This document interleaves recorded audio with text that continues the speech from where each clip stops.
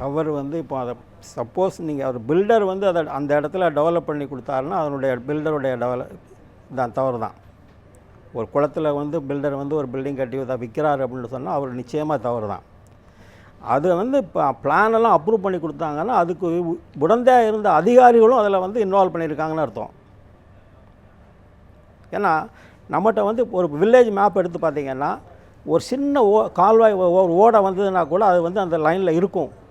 எல்லாத்துக்கும் தெரியும் இந்த இடத்துல ஒரு வாட்டர் கோர்ஸ் இருக்குது அப்படின்னு சொல்லிட்டு. அப்படி இருக்கிறப்போ அந்த பிளான் சேங்ஷன் பண்ண வேண்டிய நெசசிட்டி இல்லை, பண்ணக்கூடாது.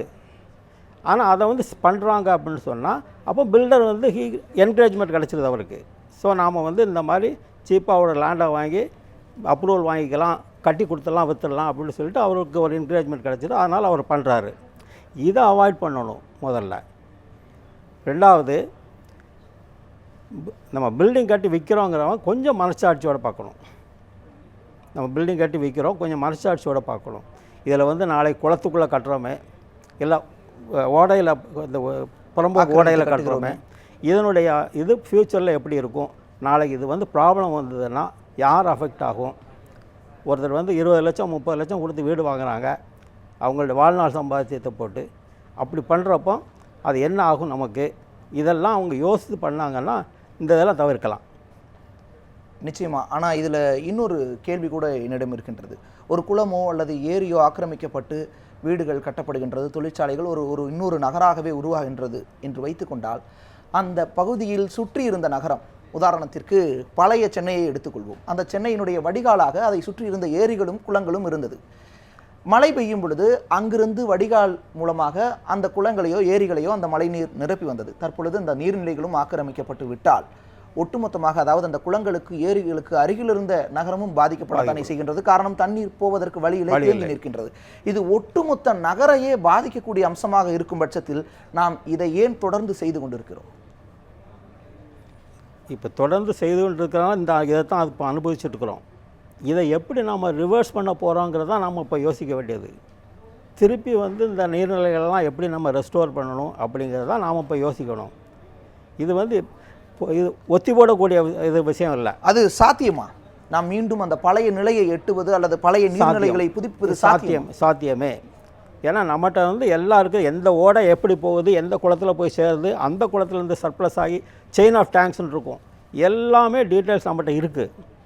அதை அப்படியே எடுத்து ஃபாலோ பண்ணிங்கன்னா இதில் அஃபெக்ட் ஆக போகிறது மேபி 1 லட்சம் ஃபேமிலி இல்லை 1.5 லட்சம் ஃபேமிலி இருக்கலாம்.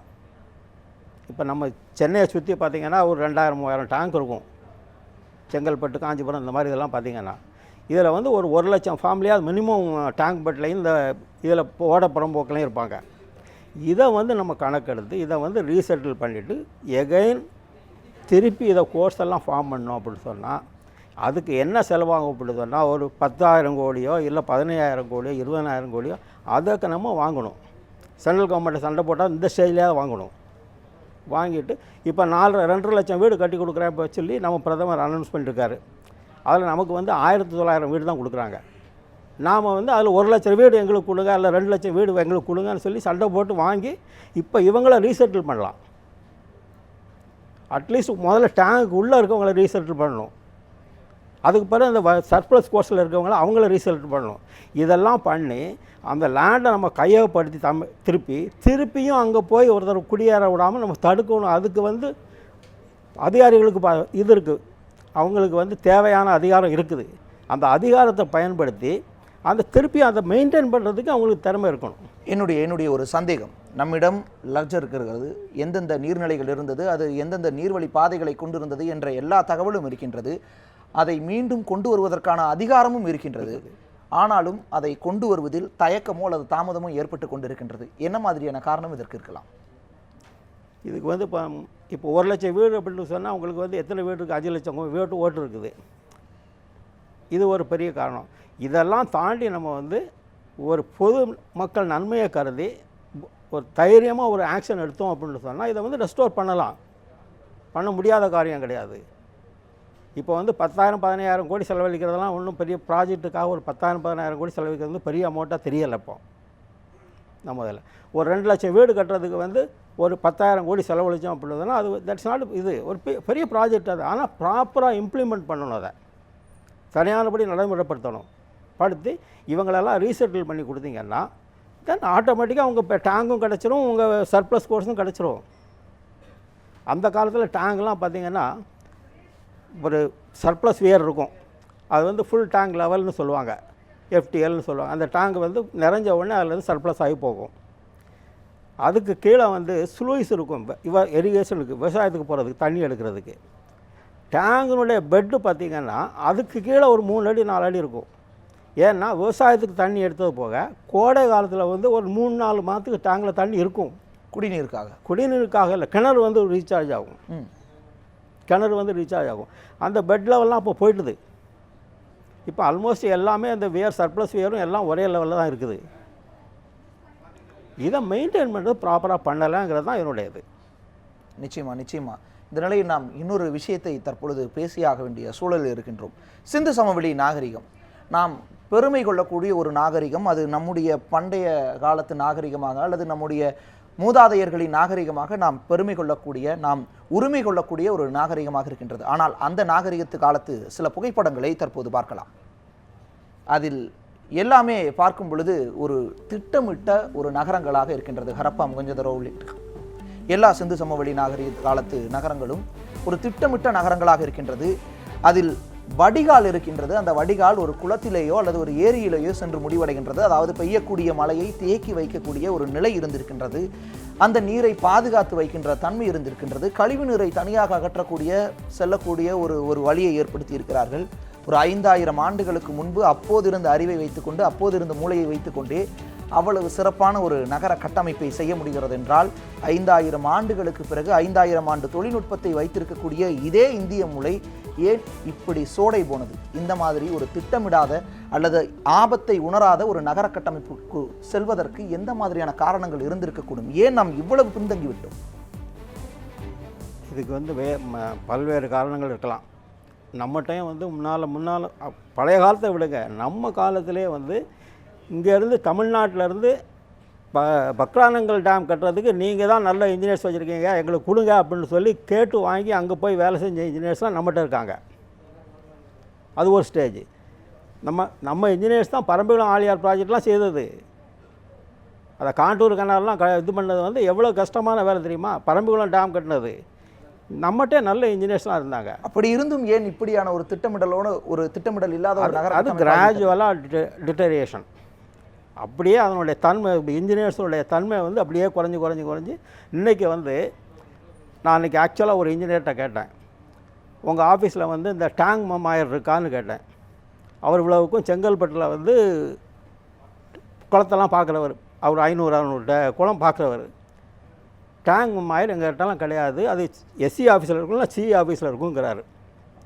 இந்த டேங்கை மெயின்டைன் பண்ணுறதுக்கு முதல்ல இது பண்ணி என்ன பர்டிகுலர்ஸ் அப்படின்னு சொன்னால், அது ஸ்லூயிஸ் எவ்வளோ இருக்குது, சர்ப்ளஸ் வேர் எவ்வளோ இருக்குது, அதனுடைய கேட்ச்மெண்ட் ஏரியா எவ்வளவு, அதனுடைய கொள்ளளவு எவ்வளவு, water level full tank level என்ன, அதுக்கு மேலே நீங்கள் ஃப்ளட்டு வந்ததுன்னா எத்தனை அடி போகும், இதெல்லாம் அதில் இருக்கும். பண்டினுடைய விட்த் இருக்கும், பண்டினுடைய லென்த் இருக்கும், எல்லாம் இருக்கும். இதை வச்சு தான் அந்த மெயின்டெனன்ஸே பண்ணுவாங்க. சப்போஸ் அந்த பண்டு விட்த்து குறைஞ்சி போச்சுன்னா இமீடியட்டாக அடுத்தாப்பில் சேர்ப்பாங்க. இதெல்லாம் இப்போ அவர் எங்கே இருக்குன்னு கேட்குறாரு. இந்த நிலைமைக்கு வந்ததுனால தான் இந்த நிலைமையில் நாம் இருக்கிறோம் இன்றைக்கி. இதை திருப்பி ரிவைவ் பண்ணணுன்னா ஒரு பெரிய ஃபோர்ஸ் அப்படியே எடுத்து பெரிய ஸ்கீமாக போட்டு கம்ப்ளீட்டாக எல்லாத்தையும் ரீசெட்டில் பண்ணி டேங்கெல்லாம் ரெஸ்டோர் பண்ணோன்னா நம்ம வந்து திருப்பியும் ஒரு பண்ணலாம். இந்த நிலையில் என்னுடைய நிறைவான கேள்வியாக கூட இது இருக்கலாம். நம் சென்னை நகரை பொறுத்தளவு 2 மிகப்பெரிய நதிகள் இருக்கின்றது. ஆனால் அது இப்பொழுது கழிவுநீர் செல்லக்கூடிய கால்வாய்களாக மாறிவிட்டது. ஒரு நதிகளாக நன்னீர் ஓடைகளாக நன்னீர் நதிகளாக இருந்தவை இன்று ஒரு மிக துர்நாற்றம் வீசக்கூடிய நிலைக்கு மாறிவிட்டது. இதை ஒருவேளை தூய்மைப்படுத்தி ஒரு பக்கிங்ஹாம் கால்வாய் இந்த மாதிரியான ஆறுகளை எல்லாம் கால்வாய்களை எல்லாம் தூய்மைப்படுத்தி ஒரு நன்னீர் ஓடைகளாக நீர்வழிச்சாலைகளாக மாற்றும் பட்சத்தில் சென்னை நகரில் பெய்யக்கூடிய எதிர்காலத்தில் வரக்கூடிய இது போல ஒரு பருவமழை காலங்களில் அது ஒரு வடிகாலாக அமையக்கூடிய வாய்ப்பு இருக்கும் அல்லவா? அதை செய்யும் பட்சத்தில் மற்ற அதை தாண்டி பெய்யக்கூடிய நதிகளை, பெய்யக்கூடிய மழை நீரை வடிகால்கள் மூலமாக அதை கொண்டு சேர்க்கும், கடலிலோ அல்லது நதிகளிலேயோ அல்லது நீர்த்தேக்கங்களிலேயோ கொண்டு சேர்க்கும் ஒரு விஷயத்தை, தொழில்நுட்பத்தை நாம் செய்யும் பட்சத்தில் நம் சென்னை நகரம் தப்பித்துக் கொள்ளக்கூடிய வாய்ப்பு இருக்கின்றதா? நிறைவாக உங்களுடைய கருத்துக்கள். நிச்சயமாக இருக்கிறது. இதுக்கு முதல்ல பண்ண வேண்டியது வந்து, இப்போ நம்ம இது சிஎம்டபிள்யூஎஸ்எஸ்பி நம்ம இருக்காங்க இல்லையா, நம்ம water supply and drainage board, இவங்க வந்து இந்த சீவேஜ் வாட்டரை வந்து இந்த கனாலில் இதில் ரிவரில் விடாமல் இருந்தாலே போதும். அது முதல்ல ஃபஸ்ட்டு அதை கட் பண்ணோம். 2 பக்கம் வந்து எல்லாம் அடையார் ரிவர்லேயும் சரி, கூவம் ரிவர்லேயும் சரி, பக்கிங்காம் கனால்லையும் சரி, இந்த சீவேஜ் வாட்டர் உள்ளே வரக்கூடாது. ஆட்டோமேட்டிக்காக உங்களுக்கு வந்து ஃப்ரெஷ் வாட்டர் வந்துடும். 1. 2வது, சில இது வந்து மேன்மேடு மிஸ்டேக்ஸ். இப்போ நம்ம வந்து வேளச்சேரியில் வந்து நம்ம இவ்வளோ தூரம் கஷ்டப்படுறோம்னு சொல்கிறோம். வேளச்சேரியில் கஷ்டப்படுறதுக்கு காரணம், இப்போ அந்த இதில் வந்து ஒரு சர்ப்ளஸ் கோர்ஸ் இருந்தது. அது 1000 கியூசெக்ஸ் தண்ணி எடுத்துகிட்டு போகிறது. அது போய் நேராக அந்த இதுக்கு போய் பள்ளிக்கரணை மாஸ்ட்டு போகும். அதை க்ளோஸ் பண்ணிட்டோம். அடுத்தாப்பில் இடையில வந்து ஒரு சின்ன சுலூஸை வந்து ஒரு சர்ப்ளஸ் கோர்ஸாக சர்ப்ளஸ் வேற மாற்றணும். அது ஒரு 450 கனடி தண்ணி கொண்டு போகும். அந்த கனடி தண்ணி கொண்டு போகிறத இடையில வந்து எல்லாம் என்க்ளோஸ் பண்ணிட்டாங்க. பண்ண உடனே இவங்க எடுத்துகிட்டு போகிறதுக்கு பதிலாக நம்ம புதுசாக வந்து ஒரு தரமணி ரோட்டில் ஒரு அண்டர் கிரவுண்ட் 20 அடிக்கு கீழே ஒரு ட்ரைனேஜ் போடுறாங்க. 20 அடி கீழே கொண்டு போய் அந்த பக்கிங்காம் கனாலில் திருப்பி இங்கே கொண்டு போய் அந்த எஸ்ஆர்பி டூல்ஸ் பக்கம் கொண்டு சேர்க்குறோன்னு சொல்கிறாங்க. இது ஒர்க் அவுட் ஆகிற ஸ்கீமே கிடையாது. பட் ஏதோ ஒரு ஸ்கீம் போட்டாங்க, இம்ப்ளிமெண்ட் பண்ணிகிட்டு இருக்கிறாங்க 10 வருஷமாக. இன்னும் ஒரு 10 வருஷத்துக்கு பண்ணுவாங்க. அதுக்கு தான் அது பண்ணும். இதுக்கு இடையில் இப்போ ஒரு வருஷத்துக்கு முன்னால் வந்து அந்த தண்ணியை வந்து திருப்புறதுக்காக ஒரு 600 மீட்டருக்கு கீழே இந்த பழைய கனாலில் ஒரு ரெகுலேட்டரை ஒருத்தர் போடுறாரு. போடுறப்போ இந்த கனால் ரெடி ஆகலை, கனெக்ட் பண்ணல. இங்கே வந்து ஏற்கனவே இருந்த இதில் வந்து குறுக்க ஒரு ஷட்டரை போட்டார். இப்போ தண்ணி எங்கே போகுது? விஜயநகரத்துக்கு போச்சுது கம்ப்ளீட்டாக. இது வந்து ஆக்சுவலாக it is a man-made disaster. இதில் சந்தேகமே கிடையாது. 3 நாளைக்கு பிறகு தான் அந்த ஷட்டரை அவங்க தூக்க முடிஞ்சுது, ஓப்பன் பண்ண முடிஞ்சுது. இந்த மாதிரி பொறுப்பு இல்லாமல் நடக்கிறது வந்து அவாய்ட் பண்ணணும் முதல்ல. நிச்சயமாக. ஆனால் சரியான திட்டமிடல் இருக்க வேண்டும். அது தொலைநோக்கு பார்வையோடனும் இருக்க வேண்டும். நம் நேரம் மிக சுருக்கமாக இருப்பதால் இத்துடன் நிகழ்ச்சியை நிறைவு செய்ய வேண்டிய கட்டத்தில் இருக்கின்றோம். உங்களுடைய வருகைக்கும் நீங்கள் பகிர்ந்து கொண்ட கருத்துக்களுக்கும் மிக்க நன்றி. நல்ல விஷயங்கள் நடக்கட்டும். சென்னை உள்ளிட்ட மற்ற நகரங்களும் தமிழகத்தின் அனைத்து பகுதிகளும் சரியான நகர கட்டமைப்போடு தொழில்நுட்பத்தோடு தப்பித்துக் கொள்ளட்டும் இயற்கை பேரிடர்களிலிருந்து. உங்களுடைய வருகைக்கு மிக்க நன்றி. இந்த நிலையில் நாம் கவனத்தில் எடுத்துக்கொள்ள வேண்டிய ஒரு மிக முக்கியமான விஷயம், நாம் லட்சங்களை கொட்டி வீட்டுமனைகளை வாங்கும் முன் அது எதிர்காலத்தில் எப்படி இருக்கப் போகின்றது, அது நீர்நிலைகளின் ஆக்கிரமிப்பா என்றும் ஒரு கவனத்தையும் நாம் அதில் கொள்ள வேண்டும். அதை தாண்டி நம்முடைய அரசுகளும் மக்களும் நாம் அனைவருமே எதிர்காலத்தை நோக்கிய சிந்தனையோடு ஒவ்வொரு விஷயத்தையும் எடுத்து வைப்போம். மற்றும் ஒரு கோணங்கள் நிகழ்ச்சியில் சந்திக்கலாம். வணக்கம்.